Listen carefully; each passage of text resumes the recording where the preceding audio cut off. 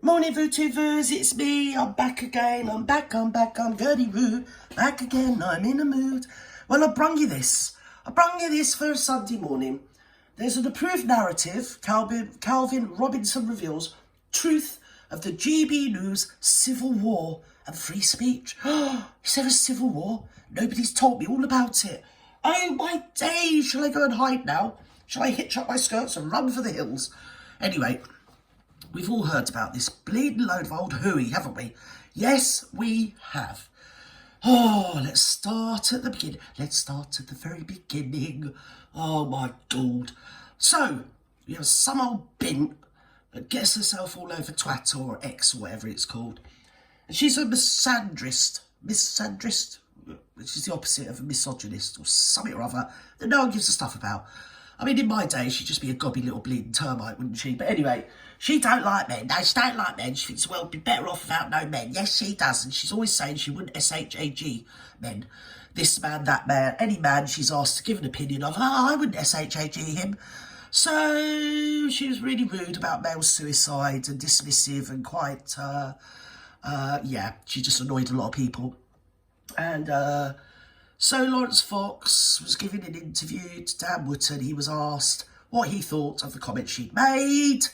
Lawrence Fox threw the Brit back, held it straight back at her and said, well, I would never want to SHAG her, you see. And because of that, because she's female, the fairer sex, you see, very weak and whimsical. And she was very upset and hurty-butty. She was. And obviously because the powers that be know what way the wind blows, and women are, well, we're the Johnny Big Balls, aren't we now? I mean, not me, because obviously I'm not either. You've got the media class and political class. You've got the elites above them. You've got the working class and artisan class, haven't you? And then you've got the Untermensch. And then underneath that, you've got me. You see, I've got a class all of my own. Classlessness. Yes, it runs through my very veins, you know, dear. Anyway, so it's a class thing, isn't it, really? If you're a working class woman, nothing's changed, you know. You pretty much live in the same sort of life as your granny and great-granny and great-great-granny before them. You know, you work until you die, quite young. If, however, you're a media, political, or upper class or middle class bent, then you have the luxury of alluding to, or pretense of, being a newborn, bleeding, what's it called, 4th, 5th or 6th wave feminist. What we used to call in my day a ball breaker. You know, when I was born after the war, nobody wanted women, you know. So I've lived and existed both sides of the fence. In my day, it was absolutely oh dear, no, you've had a daughter. Oh, well, you have a son next time. Do you get me? That's the way it was when I was young. Post-war Britain, everyone wanted boys, yeah? And by the time I was having my own children, it had gone completely the other way because women had all these new won rights and you didn't really need boys anymore. You could actualise through having a daughter, you know, that's splendiferous in every conceivable way. So, yeah, and we've seen the overrunning of society and the feminisation of society and all the professions top-heavy with women. And conversely, men that have grown up, their generation of men, sort of sing the same song as the feminists, don't they, basically? Because they know they don't want their balls broken, do they? No, they don't do two first. So this is where we are with society. So it's okay for women to be vile, and let's have it right. Some of the stuff I've heard is vile. I've heard women talking about late-stage abortions, which just, to me, I can't even say on here what it makes me feel, what I really think about late-stage abortion, and women that even... Yeah, move on, Gert, don't say anything. We've all got to nod and clap along, haven't we? Because they're women and they can say that, you see. But if a man says that he doesn't agree with that, oh, my days. Oh, that's naughty. That's a misogynist, you know. So how about I've got sort of really left field idea. I don't like to say left field. So I don't want to say right field. You want to be so careful what words you use, haven't you?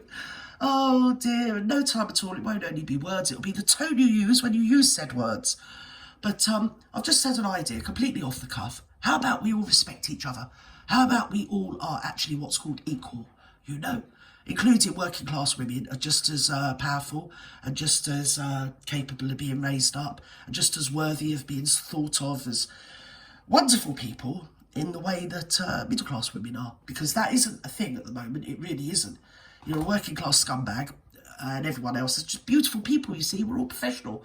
And even if your actual job is just ticking boxes for the council or something, like, or signing off bits of paper or wandering around like with a clipboard, blah-de-bleeding-blah, as long as you've got some fancy name like diverse officer of something or other, yes, you know, and you can call yourself middle class, then you're okay. But anybody below you, you know, they're just scumbags. I've had it all my life. Yeah, don't bother me. It's water off a duck's back. In fact, it makes me laugh because nothing could be further from the truth, you know. But anyway, this is just a complete smokescreen. And in the spirit of that, yeah, you can imagine Lawrence Fox got sacked, didn't he? Dan Wootton is in suspension. He's in suspenders. Yes, he is. VooTubers. Yeah! In no time at all, he's going to be working for a drag act, isn't he? And this Calvin Robinson, the priest, vicar, whatever he is, Reverend, has also been sacked because they were commentators. Lawrence and Calvin were commentators on GB News, so they weren't employed on a contract, whereas Dan Wootton was. So that's the context, VooTubers. Wherever you are in the world, let's go. Let's listen to Julia Hartley, What Lives Above the Brewery's Dire Tribe, because it's bound to be one. Go on. Come on, Julia. There's been civil war at GB News. That's according to one of its former presenters, Calvin Robinson, who was yesterday fired for defending colleagues at Lawrence Fox and Dan Wootton. Oh. That was after Lawrence Fox made derogatory remarks about a young female journalist on Dan Wootton's show. Well, both Dan Wootton remained suspended and Lawrence Fox was also I think, removed from his show yesterday as well. Right. Delighted to say that Calvin Robinson, though, joins me in the studio right now. Good afternoon to you. Hi, Julia. How are you? I'm very well indeed. Probably better than you right now in terms of where you are. I'm good. I want to talk about this. I'm not a fan of people attacking other broadcasters. I've never understood why people feel the need to do that. Apart from the BBC, because I have to pay for it. Yes. People have a choice whether they watch our channel, your channel, or any other our channel. Yes. Yeah. Go I want on, to talk Julia. about the issue of free speech more generally. Because there's been a big row about what Lawrence Fox said on the show about the female journalist over 17 and whether or not he would or would not go to bed with her. Yeah, you just give her back what she gives out. If you can't take it, don't give it out. I thought outrageous and irrelevant woman. and Yes, told him emancipated. so myself in uncertain terms, privately and publicly. Yes. We saw immediately demands for them to be, for Lawrence Fox and Dan Wootton to be sacked. Yeah. Immediately demands for GB News to be taken off air. Yeah. What did you make of that immediate reaction to that affair? Well, it was very telling. When we've got other broadcasters saying, close the whole thing down, GB News should not exist in the first place. Well, of course they're going to say that because the legacy media, this is what I've been saying for a while now. There's always been this unspoken internecine warfare between the legacy media and the burgeoning and much more fashionable online media. Because basically you don't need to sit and be told what to think by a little box in the corner of your room. You know, what was it? Is it 1984? Was it Eric Blair? George Orwell? When he sat yeah, whatever, you've all read the book. We don't need it. We've got our iPhone, we've got iPads, we've got our laptops, we've got many other ways of getting our news. We don't need legacy media. So they are always going to say that about online news and anybody that's not them, they're going to have a pop at. And most of them are so blatant, such hypocrites, that they've actually migrated onto social media, haven't they, to get their point across. I don't know how many opinions are formed and laws are made on the back of people arguing on Twitter. It's just so asinine. It's not even worth discussing. It's ridiculous. So anyway, yes, they're butthurt. And we all know that the media and political classes run the bleeding place, don't they? They do. They run the playground. They're in charge. Broadcasters and journalists should be saying, we need a difference of opinion, we need a broad spectrum of views. Is that what it's called, a difference of opinion? You can say that whilst also saying that what Lawrence said was wrong. I told him to his face as well, what you said was wrong, you didn't need to say that. She's a known misandrist, you could have defeated her argument. Yeah. You know, it was about men's mental health, an important issue. Get that out there. Don't stoop to her level with ad hominems. That defeats your whole purpose. Yes, argue with what she had to say, which definitely should have been argued with, rather than whether or not her attractiveness or sexual attractiveness is utterly irrelevant. But you can hold both opinions. You're not allowed to say anything about women like that. You can say anything about men being ugly, whatnots, but you can't say that about women. I mean, I've had it said to my face all my life. You can imagine, can't you, VTubers? You can imagine, but I tell you what, I've never been cold in bed at night. Not when I've not wanted to be cold, to get me capiche. So it's horses for courses. One person's ugly is another person's beautiful, isn't it? It's just subjective to the person, so it's an absolutely useless argument. As he said, he should have been arguing or debating her wider point, really, which is the belittling of mental health when it comes to men. And anybody that wants to come on and belittle mental health when it comes to women, I'm going to have a pop at them as well. You know, we should all be respectful of one another and one another's opinions. Doesn't matter what class you are, which is another big bugbear of mine, that all these middle-class knobby mugs like to look down on us lot, because at the end of the day, they can look at us and think, thank God I'm not them. I'm wonderful, I'm splendid, I'm better than them. Whilst always trying to create a world, yes, that they're making better for people like me, that actually they're not, you know, nothing they do, like gluing themselves to the bleeding bridges, one thing or another, it isn't helping any blimmin' working class person trying to get around and scratch a living to keep our families, yeah? But they're allowed to do it because they're middle classes, aren't they? Do you get me? Even the judges came out and said they're not prepared to put Just Stop Oil protesters in prison. You watch when they catch a Blade Runner, it'd be going down for 20 years, you know, because the differentiation is in the class system, isn't it? Say no more, let's get back to the bleeding plot of this complete hooey. Yes, it's another bleeding witch hunt, and I think they found themselves a witch in young Ava, haven't they? At the same time, you can think what he said was wrong, but also GB News needs to exist because we need a different perspective. Well, it's not. And in terms of GB the News demands, is again, rubbish. the retribution against someone who wrong speaks, even if we think that what they said was wrong, and the retribution against the channel.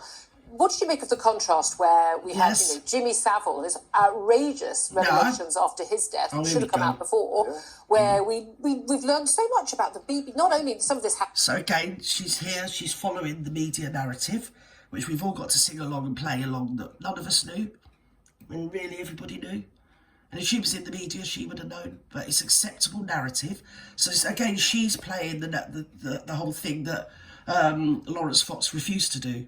He had his own narrative, and they all do it to keep their jobs. You know, we all knew what was going on at the BBC. Let's have that right. Everybody well knew. And the people that didn't know would have probably, I don't know, maybe they didn't want to know, or they didn't look closely because it didn't bother them. But anybody with half a brain knew what Savile was. It was well known for decades and decades and decades amongst a lot of professional people. Let's put it like that. Yes, and royalty. Shh. Happened on BBC property. BBC executives couldn't possibly have not known about what was going on. Covering up investigations into his actions. Yeah. There didn't seem to be any cause for the BBC to be shut down. Russell Brand, now those are still allegations, he has denied those allegations. At the time. Appearing regularly on Channel 4 and some other channels. I haven't heard any demands for Channel 4 to be closed down. Philip Schofield on ITV. I don't even want to know about Schofield, but going back to Russell Brand, at the end of the day, Russell Brand was employed for his sort of bon vivant, Lothario, wasn't he? Like I said before, he was almost Byron-esque was his image, wasn't it? Mad, bad and dangerous to know. And a lot of people made a lot of money out of him, producers and programme planners, directors, everybody that ran him, you know, his manager, he said he didn't know. All these people made, in fact, if anything, he was encouraged, and they all knew he had a bad drug problem as well, which again was enabled and encouraged by them enabling and encouraging him. If anything, he was just used by them, and he was quite young at the time. He's not, I think he's getting on for 50 now, and he bless him. But at the time, he was quite young. You could almost say that, yeah, you know, it was their fault to start with, because they never should have employed, I mean, they had that Baby Shambles guy, didn't they? Was it Pete Donovan? I mean, he was ruined, you know. Amy Winehouse, for all her talent, she was ruined because they fed off her like bleeding aphids, didn't they? Oh, look at Amy with her skinny legs. That's the media for you, isn't it? Oh, look at her falling out of a nightclub pissed up. They all knew what she was doing. They all knew, you know what I mean? Same as they all knew about Savile. They all knew. Half of them do it themselves as well, between me and you. Don't forget our work up London. There you go, say no more. Shh, don't say anything. Come on, let's get on with this. Question marks about some of his behaviour. He's left the show. Haven't heard anyone demanding that ITV is shut down. What's the contrast? Why is it so different when it comes to a channel perceived to be on the right? That's very good. That shows the hysteria and the hypocrisy. Because BBC have had people like Jimmy Savile who have been caught noncing, and the channel hasn't been closed down. However, Lawrence says something misogynistic, the whole thing should be closed down. I don't think anyone believes that misogyny is worse than noncing. But the issue here is that GB News speaks for the centre-right. It speaks for an alternative perspective. It speaks for the silent majority, or should be doing. And that's what the left hates. That's what the metropolitan liberal elite hate. And why do so many people hate that? Like, you've been publicly critical, and you've lost your job at GB. They don't like it because they're babies, they're children. And that's like a personal issue there. I think in terms of speaking to the wider debate... I'll tell you why they don't like it, because childhood has been elongated, hasn't it? I mean, when I was younger, you left school on the Friday, you started work on the Monday, didn't you? That was it. Boom, 16. They're encouraged for longer to be children nowadays, aren't they, really? So you do get actual people in their mid to late 20s are very, very infantile. And especially because they have been so protected to the sort of rough and tumble of life, if you know what I mean. And then they get on Twitter and they have their opinions formed on Twitter, which are very, very immature. I mean, it's almost like apple to teacher day, isn't it? You know, in our day, snitching to teacher, that sort of vibe to it. And they also seem to get a lot of kudos and their own self-worth, because they are pretty colourless, because if everybody's got the same opinion singing off the same song sheet, there's very little room for individualism, isn't there? So one and all, they all try and out-virtue each other, don't they, to be much more virtuous. And you find that they're outraged on people's behalves, that they've never met the people, you know. The latest thing is, I'll give you a good example, was the Snow White and the Seven Dwarfs. They're not allowed to have any people of lower stature to play the dwarves anymore, because it's outraged the people on Twitter, you see. They found it absolutely outrageous that this is happening. In one deft sweep, they've actually made a lot of people unemployable or unemployed that would have had employment, because it outrages them. And they need everybody to know that they are very virtuous, and they don't really like the idea that people are playing the parts of it because they're of lower stature. They're being called dwarves, and they're being made to play dwarves in Snow White and the Seven Dwarfs. All right, let's make a rerun of remake of Saturday Night Fever and give, John Travolta's part to a dwarf. I'm easy on that, as long as they can dance. You know, I couldn't even dance like that, so fair play to them. It doesn't really blooming well matter, but they do get so much of their very self-worth out of being seen to be holding all the correct opinions. I think it was the same under, what's his name? Oliver Cromwell, wasn't it? Look at us, we're very pure. We're purer than Puritans. We really are. Look at us all, we are so virtuous. And anybody that doesn't really adhere to that thought process, because it is vacuous and asinine, well, we're the adults in the room, aren't we? Yes, it's like listening to a load of children gossiping about a load of nonsense. Based on Newsnight last week. I was actually invited on that today, but I was getting up at 4:25 the next morning. Go on, Julia, tell me. I don't think I want to be in a BBC studio until 11:30 at night, with all due respect. Thank you, Julia. But they had 3 people on, including an MP, a very, very well-respected, well-known journalist. Are they still doing Newsnight? Is that a thing? And they had a debate, in inverted commas, about what should happen to a masturbate. That's what they had down. It should be closed down. Masturbated each other, live on TV. On the panel all agree. They didn't care. Saying that another show doesn't have enough diversity of thought and opinion. The hypocrisy, there's no self-awareness. Yeah, but they don't have self-awareness, so they don't do hypocrisy, because, as I say, they're too busy out-virtuing each other, aren't they? And none of them are going to stand up and say, well, actually, I think everybody should have their own opinion, because they all want to get invited back on the programme, don't they? They all got mortgages to pay, school fees to pay for their little what is it, rugrats, or whatever you want to call them. Yes, little Tarquin and Julian, they need their school fees paid, So it's just, we've ate ourselves alive, boxed ourselves into a corner, haven't we, socially? And it's quite fun being in none of these, well, I hope I'm not in any of these categories, because you can just, be an onlooker, can't you? You can be an usurper. You can be a silent or not so silent observer, and then just keep laughing out because it's hilarious. Divs. Right, come on. It's troubling to me. Poor old Calvin. This is the problem. Broadcasters, journalists should all be standing up and saying, we need to support free speech. Well, they're not going to, are they? And that includes views that we disagree with. And why do you think they're not? Because I think there's an approved narrative. We've seen this. You know, everyone's... Speech is free as long as you're saying what they want you to say. But you've got to remember that there was a guy, what was his name, Steve Leonard, I'm just not going to say his pseudonym, his street name, but no one stood up when he was speaking the bleeding obvious, you know, when young girls were being troubled, let's say troubled, on an industrial scale generationally, across the United Kingdom, and he dared to stand up. He was rubbished as a working class thug, you know, because anybody that's working class, if they dare to speak up or even raise their voice, they're thugs, you know, they're thugs. Yes, they are. I've never known a working class person with 14 properties and 2 businesses that could still call themselves working class, but he was rubbished in the media, the legacy media, as working class. So therefore, anything he had to say was null and voided. You know, he was cancelled. He had all his bank accounts shut, didn't he?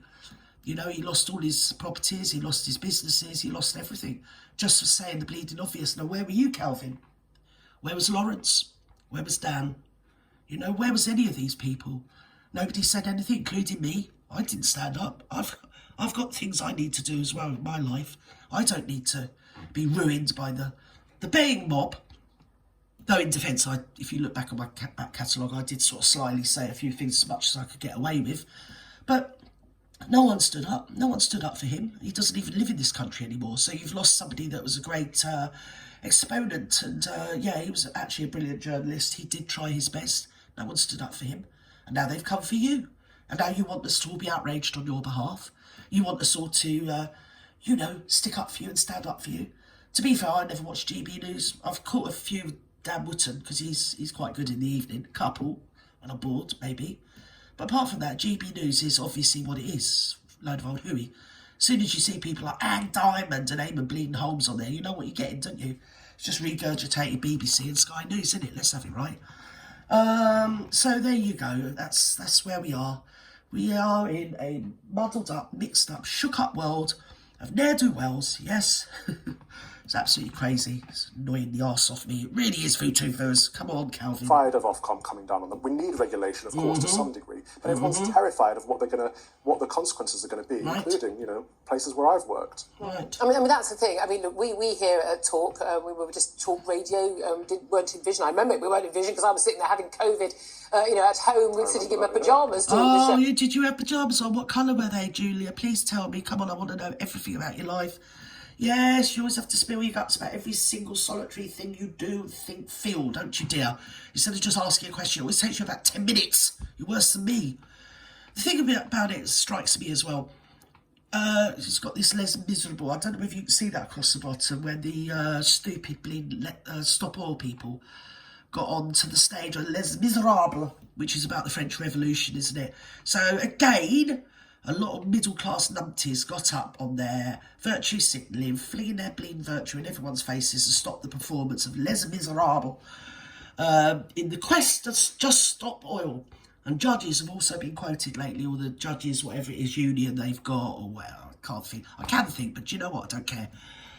They've all come out and said, law people, whatever, said that they're not prepared to sentence Just Stop Oil people to prison. Okay, part that up. You wait until they catch one of them Blade Runners, though, that are seen as working class people. Eh? They get 20 years as soon as look at them. And they'll ruin them. They'll have their mortgage. They'll make sure their wife divorces them. Everything will be ruined. They will ruin their life. They will stamp them, yeah, metaphorically into the ground. They will. You wait and see. They will. Because it's two horses for courses, isn't it? Yeah. If you think of it, that is just the way they roll nowadays, isn't it? Yes, it is. If you think it's well known in public, documented, that the Eton schoolboys, they used to burn £20 notes in front of tramps sitting in doorways, didn't they, homeless people? And it was a laugh. It was so funny. They all used to have a laugh. And didn't Cameron put his todger in a dismembered pig's head? Oh, it's funny as well. It's so funny. Yes, yeah. And they used to go in nightclubs and wreck the place and kick up a storm and everything. It's just hijinks, you see, because they're middle and upper classes, you see. It's just hijinks. When working class people do it, they're thugs, you see, and they need beating severely. So that's the difference. Come on, Julia, get on. What have you had for dinner? The spare room. Do tell. we face an extraordinary amount of pressure right. for speaking about concerns about policy on lockdown. Well, with the adults in the room, won't we, love? Crazy COVID measures about attacking, vaccine passports and so many of the restrictive measures we believed were. Well, I believe in some of my other fellow presenters. Not everyone. We weren't all. Again, perfectly happy to have people not all having the same opinions as many other channels are. And yet we were massively under attack. We had our YouTube page taken down by Google at one point for 3 perfectly reasonable interviews with eminent scientists discussing what was eminently reasonable scientific debate. The Ofcom has an awful lot of... I forgot what the question was now, Julia. How strict some of those Ofcom rules What's are. your question? Even when it comes to things like discussing issues like climate change. Ofcom has decided, in its infinite wisdom, that climate change is settled science and must therefore not be debated as freely as you would debate any other issue. How scary is that? We saw the same. You're not allowed to masturbate on the climate. No, you're not. Basically, you best just go and look outside your front window, listening to them numpties again, because they're all covering each other's arses. It's an industry. The climate whole vibe is an industry. There's a lot of people making a lot of money out of it. It's the same with the trans lobby, isn't it? There's a lot of people making a lot of money out of it. So they actually galvanise the ne'er-do-wells and the great bleeding loonies, don't they, to be protesters. They get themselves on Twitter and anybody says anything wrong. It's the same. They're sort of the Sussex squad for climate, aren't they? Or the Sussex squad for trans issues. They're those sort of people, aren't they? They unleash themselves socially and cyberly onto anybody that's got another opinion. But of course, they're all backed up because it's an industry involved in it. And when you've got a lot of upper class, middle class, or whatever people making a lot of money, then it doesn't matter. And anybody that votes Labour in the next election, you're just voting for the same thing again, really, aren't you? Anyway, it's coming on. You're going to question and undermine public health bodies. That word questioning there terrifies me, because everything should be questioned. That's the purpose of the press, to hold the powers that be to account. And we've seen that we don't actually have free speech in this country. What happened with my friend Lawrence this week, being arrested for talking on social media about an issue, that people have been on broadcast media. Chris Packham was on Channel 4 saying, pretty much inciting people to break the law, saying, let's blow up these gas pipes. It's time to take the law. Yeah, but also Chris Packham, I remember, in fairness, I've got to give the other side to this, he said that he thought the royal estate should be repurposed for growing cabbages. And in no time at all, the front, because he lives in a gated community with a rather nice big gate and a long driveway up to his mansion. And no time at all, his gate was set on fire. So there you go. That's all I'm saying. Yes.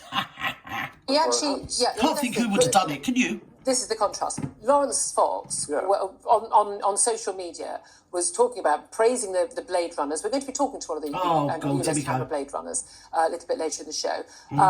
And basically, quite openly inciting people, telling people to... Loving his moment in the sun, dear old Mr. Fox. Break these cameras and endorsing this. But as you say, actually, a Channel 4 documentary, Chris Packham, it was entitled... Is it time to break the law? Investigating the methods of activists like Just Stop Oil. And in another interview, he had really quite openly saying breaking the law is the ethically responsible thing to do. No, because they're middle classes, they can break the law. It's fine. It's absolutely fine. As soon as the working classes get a bit above themselves and start breaking laws, oh my days, well, they'll build prisons, put them in there, won't they? Yes, they will. Build even more prisons, yes, because the prisons are already being chock-a-block and overflowing with people that we're not allowed to mention. Well, most of our, let's think, indigenous. But throughout the media, it's astonishing. We had Douglas Murray on this station, quite rightly, testing the boundaries. Don't say Douglas Murray! He said something very similar to what Lawrence said. Terrible. I wouldn't shag him. And nothing, no consequences, because it was about a man. Say it about a woman. You can't use that language, unfortunately. I do apologise, I should have, yes. But it's very difficult. Again, it's language a lot of people use in daily life. Listen, you can say what you want. If she can't take it, she needs to go home and get her big girl's knickers on, and that's all I've got to say over and out, because I'm bored already. Oh, I hope wherever you are, you have a better Sunday than what I'm having, because that's really annoyed me. Anyway, it's a mad world. It's quite upsetting, isn't it? Somewhat scary, isn't it? It is rather, isn't it, VTubers? I'll try and find something a bit more uplifting that we can take the mickey out of before I go to bed tonight. Yes, we will, VTubers. Bye-bye now.